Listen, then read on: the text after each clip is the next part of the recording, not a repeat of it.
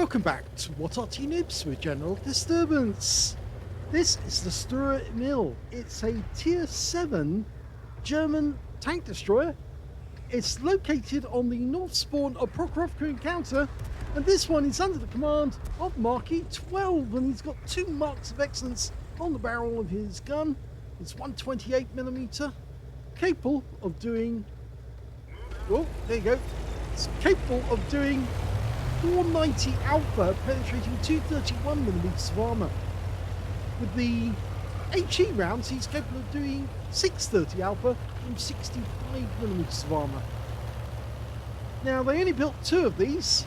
Both prototypes were sent to Russia into the Stalingrad region, and one of them was actually captured by the Russians and is now at the Kubinka Tank Museum.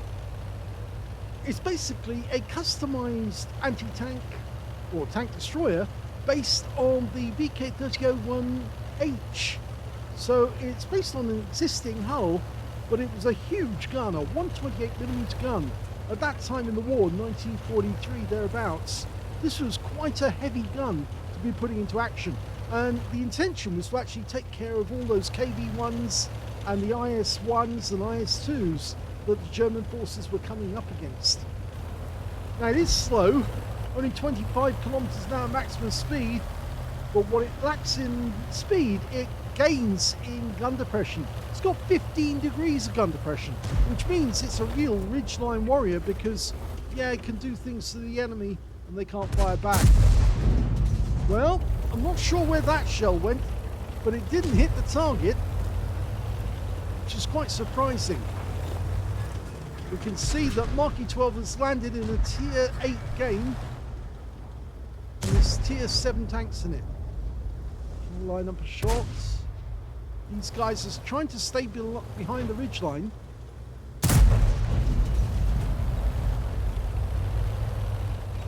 Now, that's unusual, but somebody's gone straight to the cap on the enemy team. That's bad news for this KV-5, because he took her round to the back of the turret there. 458 hit points, which is a low roll. You can still just about see him, but no, he's gone under cover now. These other enemy tanks are holding back from the ridgeline, mainly because they know that there's tanks over here which could do extreme damage to them at long range. You can see we're just inside the view range of some of those tanks. Okay, Object 252U, no, just the top of him. He might need to get a bit closer to get shots on some of these. Panther M10. Yes! Only 168 hit points, but the Panther M10 is well out of the game now. Reload time is normally 13.23 seconds, and we can see Marky's got it down to 10.97. And remember, that's a very big shell.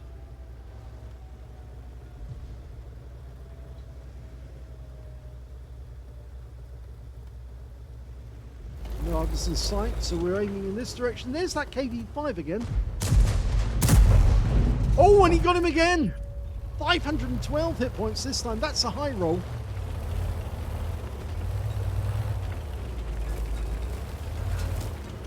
Marky likes playing this one. It's actually quite good. It suits his play style for the moment. Racking up the damage. Of course, you may have seen Marky in the previous video we did.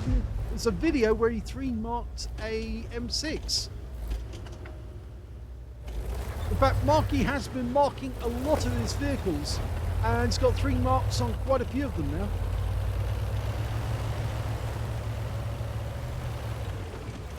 Ah, right, okay, we've got somebody over that ridgeline, but we can't hit them at the moment. Well, he fired over that ridgeline, but the thing is that you don't get a whole lot of shells in this tank. It's only 15 shells in total, so you have to be very careful what you fire at to make sure that it does do something. Otherwise, you could run out of ammo very, very quickly. That Comet's coming up to the center line. No, he didn't go over the edge. He's in the bowl, but he didn't come over the edge.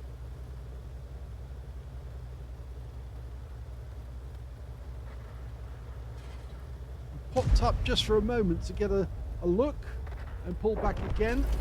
And that enemy Sturer Emil is over in that corner, so now we know where he is. But he's way, way back.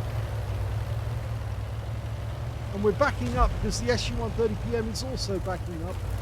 I think he wanted us to back up a bit because he wasn't getting much in the way of damage.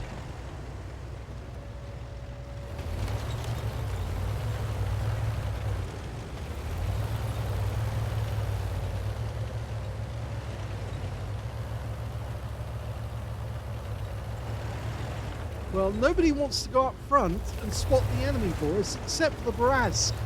He's the closest to the enemy on this side of the map at the moment. And that comet keeps coming up out of the bowl, and he just got whacked by the Barask. Yeah, can you get another round into him? The SU-130PM is not being very accommodating. He's trying to hog the good line on this road. And they're still trying to fire at that Barask. There's no Arty in this game, so obviously we do have that advantage. Okay, IS-3A over the centre line, no joy.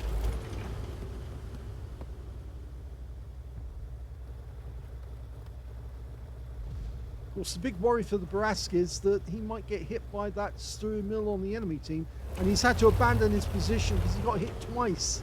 Well, once got hit, and the other one he managed to dodge. Oh, lovely shot in the steer. He picked up 317 hit points off that one. Moving to cover your flank. Okay, so he sent the message to the Barask. He's covering him. The Barask is right on the edge of the bowl, which is dangerous for him, because that we know that comet is in the bowl at the moment, and he does have good gun depression. The Barask, well, not so much. We need to cover that comet to make sure that if he does pop up, he gets hit. Okay, Viz 44. No shot. He's a long way back. He's over the ridgeline. The comet's what we need to focus on. The comet's gone! The Barask got him! So that's good news, but now we've got to worry about that Sturer Emil. He's over in this corner. And the Barask could get in trouble if he gets spotted by the Sturer Emil. Barask has pulled back.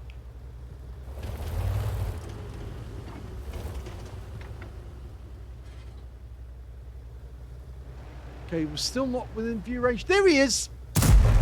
Yes! Good hit! 493, which is a high roll, and he's out the game. SU-130PM got the kill.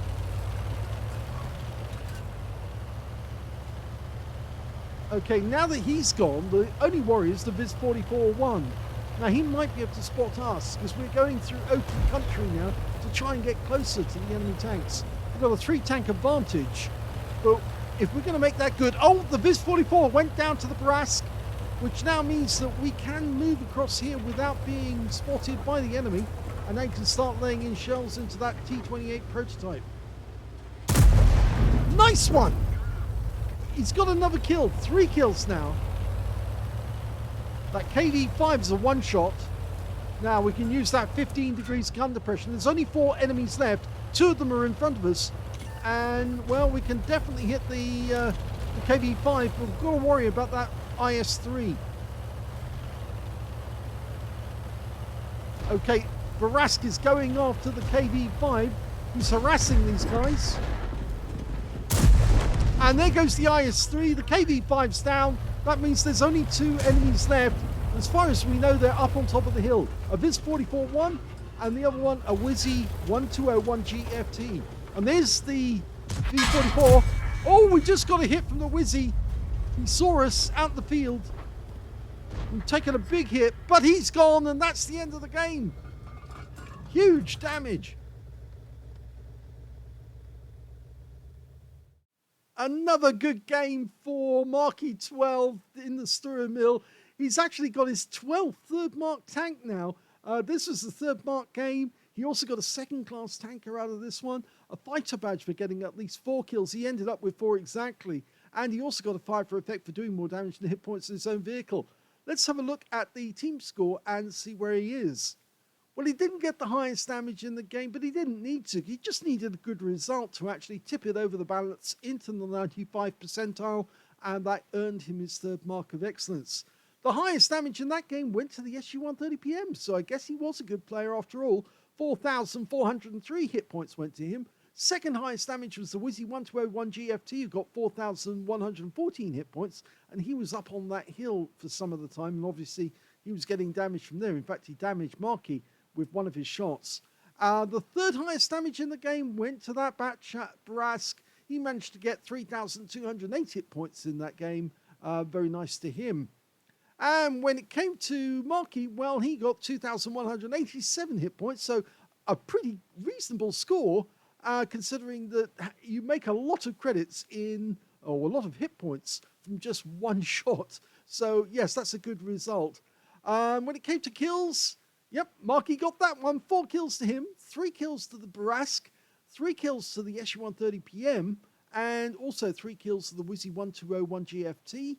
And when it came to base XP, it was actually the Batchat Brask who did the best because he was spotting as well. He got 1,344, 1,066 went to one of the SU-130PMs, and 985 went to the other one. I'm not sure which one of these was actually the good guy, but I have a feeling actually the one that was scoring more damage was the one that was actually annoying Marky most of the time. This guy, the one who did the more damage rather, is the good. It was on the other side of the battlefield. This guy was the one that was annoying Marky because he got more kills, you see. And so we can see that Marky actually got 847 base XP out of that one. He's a little further down the table, actually in 5th place when it comes to base XP, but he definitely got the tops in the number of kills in this game. In fact, he would have had another kill, but for the fact that the SU-130PM kill-stealed right from under him on that enemy Sturer Emil at the end of the game. He fired only 11 shots. Remember, you only get 15 in total in the game. 7 direct hits on the enemy, 7 penetrations. The shells are very penetrating. It's much like the Scorpion G shells, actually. They just slice straight through the enemy. 2,187 hit points of damage, of which 1,964 were at more than 300 meters. He did receive 1 hit. It was a penetrating shot. That was from the Wizzy1201 GFT up on the hill. And he damaged 6 of the enemy, killed 4. On a premium count, he earned 19,546 credits from that game.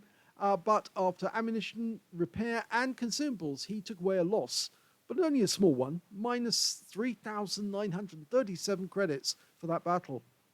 He also picked up 847 XP, but it took away 1,271 experience points altogether. So congratulations on your 12th third mark. I'm sure there's some more in our list of replays that I've still got to do, sent in by Marky, which includes some of the other third marks. I hope you enjoyed that replay. If you did, please give this video a like, do subscribe to our channel, leave a little comment down below because it feeds the algorithm, and thank you for watching.